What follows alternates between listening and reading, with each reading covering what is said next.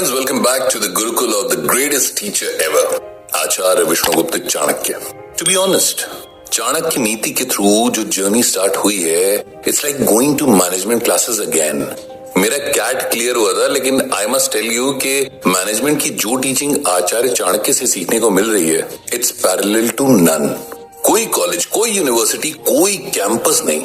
हजारों साल बाद भी पूरी तरह रेलेवेंट रहना is incredible. What else you call universal rules?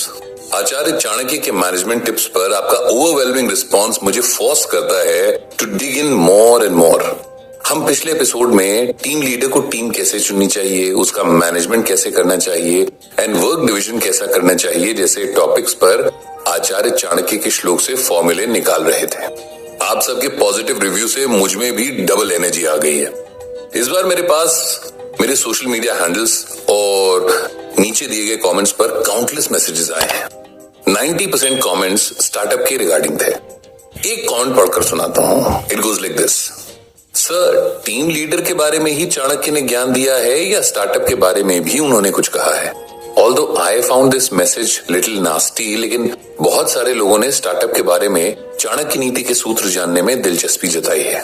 इसीलिए इस एपिसोड में हम स्टार्टअप के बारे में आचार्य चाणक्य से मैनेजमेंट लेसन्स लेंगे. तो देर किस बात की है, लेट्स स्टार्ट.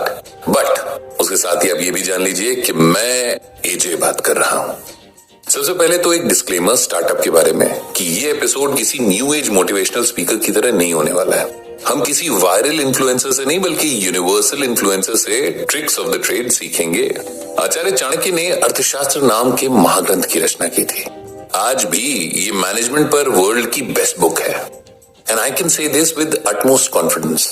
तो इसलिए जो लोग सिर्फ स्टार्टअप ट्रेडिंग में हैं, अपन भी कुछ स्टार्टअप कर लेते हैं, ऐसे लोग इस एपिसोड को जरूर सुने ताकि आपका डिलेमा टूटे.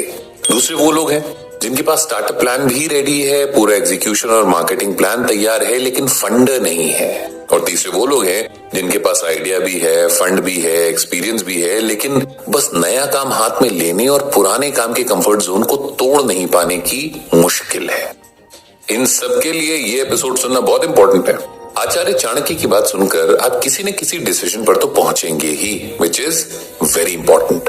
कहीं स्टक रहने से अच्छा है किसी फैसले पर पहुंचना.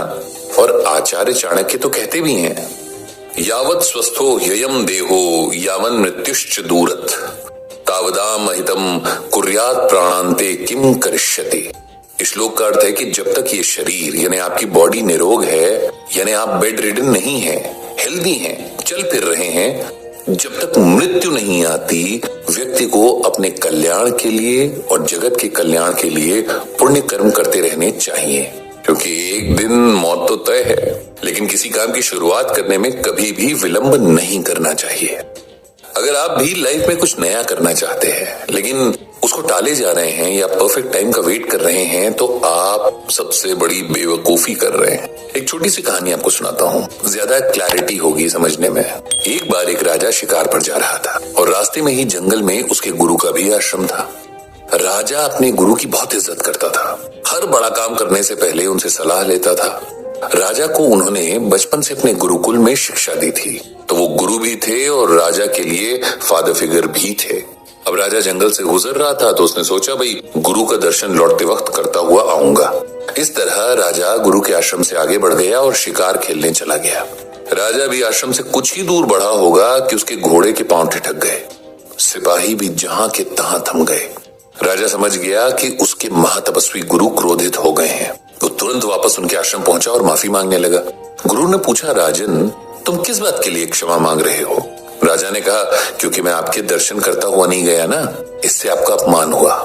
तब गुरु ने कहा कि एक सन्यासी सम्मान और अपमान से बहुत ऊपर उठ चुका होता है.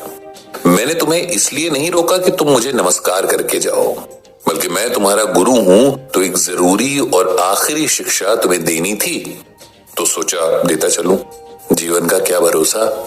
इस पर राजा ने कहा कि गुरुदेव, मैंने लौटते समय आपके दर्शन करने का निर्णय मन ही मन कर लिया था. गुरु ने कहा, राजन, यही तुम्हारी शिक्षा है.